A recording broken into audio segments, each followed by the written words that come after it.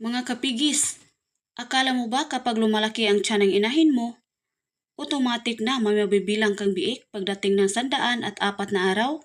Naku kapigis, huwag kang masisiguro. Masakit sa bulsa ang umaasa sa inahin, akala mo buntis.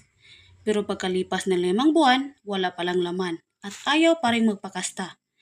Naranasan mo na bang tinatawag na fetal resorption o yung natutunaw ang pagbubuntis ng baboy? Nangyayari ito kapag ang mga feto sa loob ng matris ay namamatay bago mag-40 araw.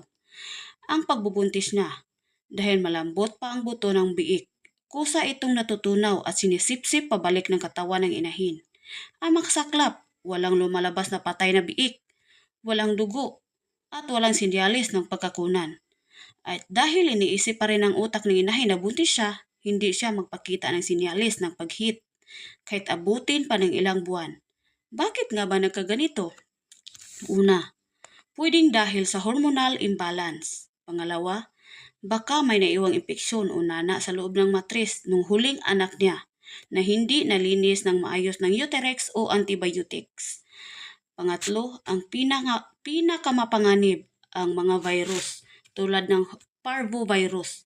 Kung hindi protektado ng tamang vaccine tulad ng Farosure ang inahin mo bago ipalahi, target talaga ng virus ang mga biik sa loob.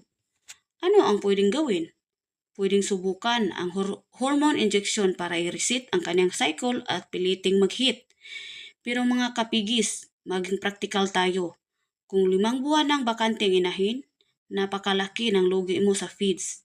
Kaya pinakamagandang desisyon, ikal o ibinta na siya at palitan ng bagong dumalaga na mas produktibo.